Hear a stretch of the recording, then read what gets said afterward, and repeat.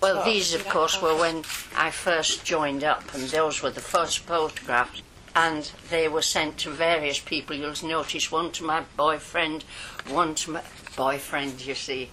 He was in the Navy at the time.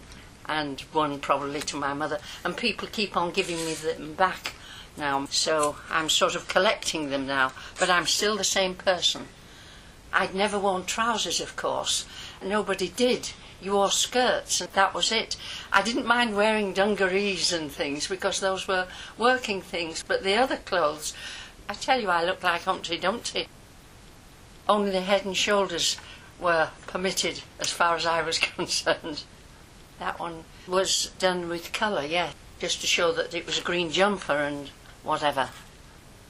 That was on the rocks on the beach by Place House, because he'd just come back from Sri Lanka. He was out of the Navy, and he was so mad with me because I was going to meet him when he came off the ship and everything. We'd been waiting 3 years for this, you see.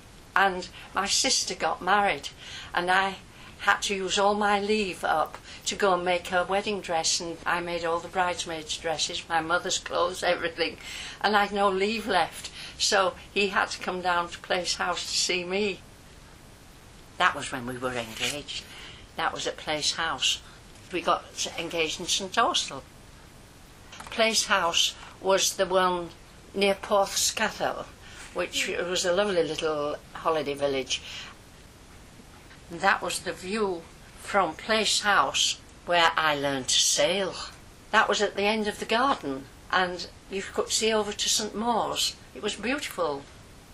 I don't know how they ever got to let it out as a lend a hand on the land, because it was too nice, if you know what I mean. Now these are photographs when in the Land Army they knew that they were going to have lend a hand on the land.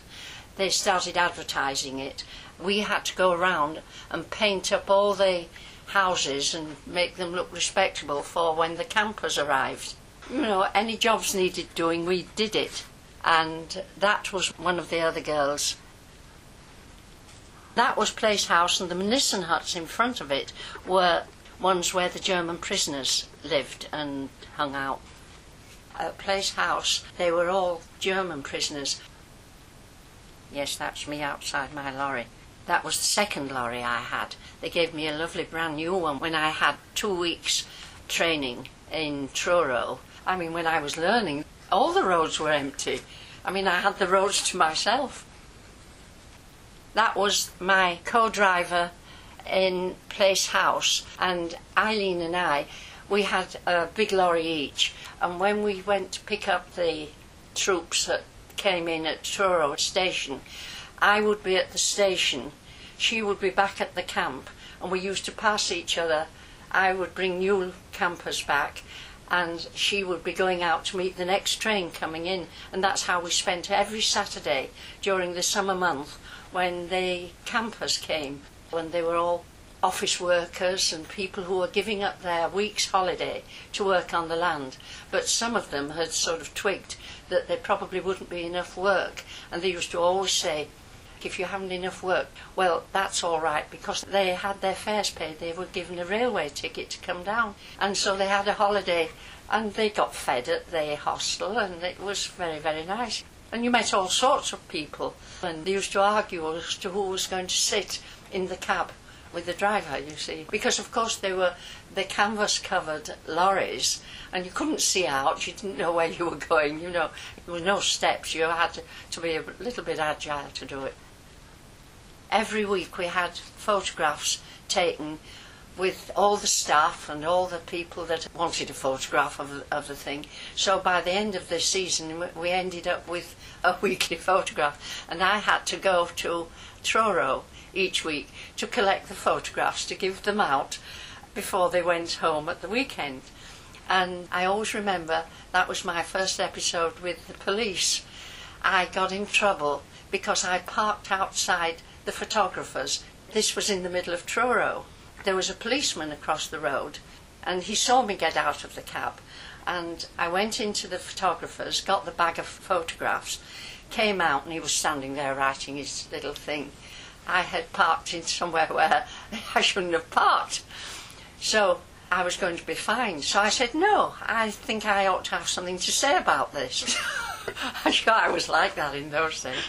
And I went to court about this, and the magistrate said to me, well, can you explain? I said, well, when I got out of the cab, the policeman was across the road. I said it was only right if I was in the wrong place, he should have told me then and there. And I was quite indignant about it. So case dismissed, you know.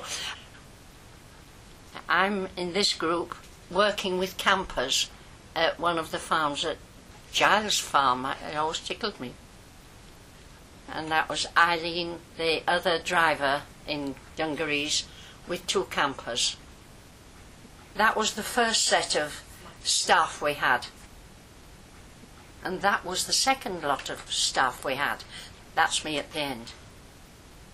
Mr. and Mrs. Jenkins from New Zealand, and they had their son with them, Bruce, and they organised us all differently. They made the campers wash up all the dishes and clear everything in the evening, and they made all the staff sit down together, and you had to be washed and changed to sit down, and they treated us as a family.